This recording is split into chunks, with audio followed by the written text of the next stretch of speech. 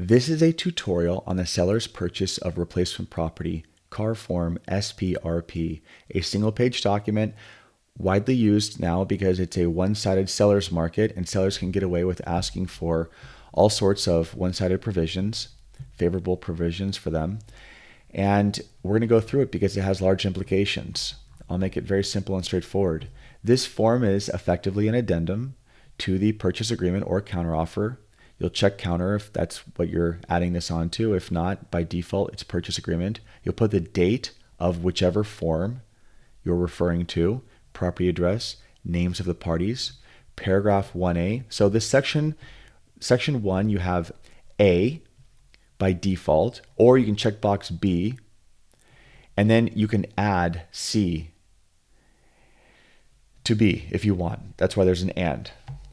All right, so basically, just like a buyer has contingencies like loan, appraisal, inspection in the purchase agreement, this creates one for the seller, that the seller is able to enter into a contract to acquire a replacement property or identify a suitable property to move in, and has 17 days to figure this out. Now you can change that. You can lower or increase that number.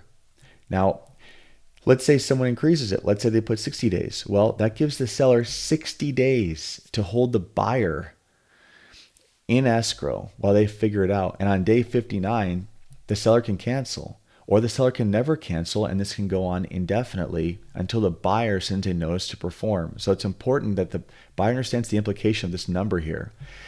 And then if the seller doesn't remove this contingency, it doesn't automatically expire. It's up to the buyer to send a notice to perform, asking the seller to remove it, and waiting 2 days. If the seller still doesn't sign a CR form removing the contingency, then the buyer can cancel.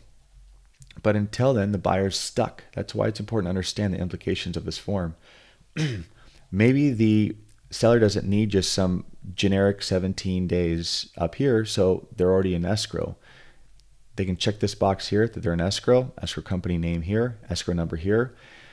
And then if they want, they can check the box, close of replacement property. The agreement is contingent on the seller's ability to close escrow on the replacement property according to that contract. This is actually poorly written because this word ability, it throws a wrench in this whole thing, because it makes sense to say subject to the seller closing on the replacement property, implying it's in escrow, or that the buyer has to wait until the seller actually closes, but then it says seller's ability. Well, what's their ability? That's a debatable and arguable term. But at its core, if someone checks this box, given that there's this text here, close of replacement property, the buyer is stuck for a long time. This is very dangerous. Time periods. So this right here, if you leave it, it says that all the buyer's inspection and contingencies and all the time periods outlined for disclosures, everything that's mentioned in the RPA doesn't begin until this contingency is removed here, until this time period is met and the contingency removed.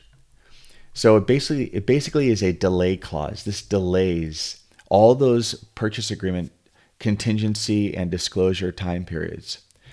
Or you can just check this box and keep it the same as it's written in the agreement, meaning that it's effective immediately. So to boil it down, in case this sounds confusing, by default, this delays all the time periods in the purchase agreement. If you check this box, it doesn't delay it. It makes it so the time period in the purchase agreement start immediately. So if there's a 17-day buyer inspection contingency, it begins the date that this is executed, not delayed until the seller removes contingencies. Buyer's deposit. This is another delay clause. This delays when the deposit's delivered to 3 days after the seller removes this contingency, or check this box and it refers back to whatever the purchase agreement says. So again, by default, it delays it. If you check this box, it refers back to the other timeframes in the purchase agreement and the clock starts ticking immediately. close of escrow. This is a way to add this adds a provision where the seller can just extend close of escrow unilaterally. This is where the buyer effectively gives permission to the seller that they can extend close of escrow if needed.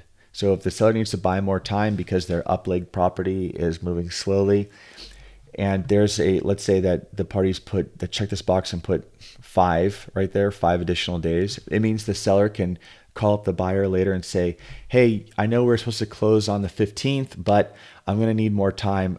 Let's change it to the 20th. And the buyers already agreed in advance. They have no leverage.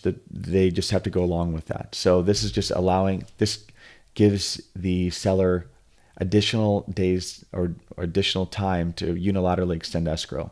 Other terms, you can write in whatever you want here. And that's really it.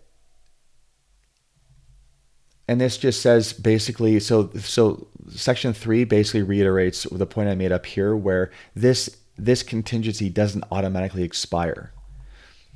It's subject to the seller removing this contingency in writing. And if they don't do that, if the seller does not remove this contingency, the buyer must send a notice to perform and then wait 2 days, and then the buyer can cancel because the seller has not performed. And in that cancellation scenario, now subject to other verbiage that you could have, but by default, the buyer should get their deposit back in that scenario, unless there was some other provision that you guys wrote in a contract that says something like the deposit's non-refundable, notwithstanding any other terms or something like that. Anyway, so that's it. Now you understand that this simple one-page form has serious implications on how long everyone's sitting around with a major life event of selling and buying a home. Both parties sign. If you have questions, please leave a comment and I'll be happy to answer. I hope you found this helpful. Thank you for watching.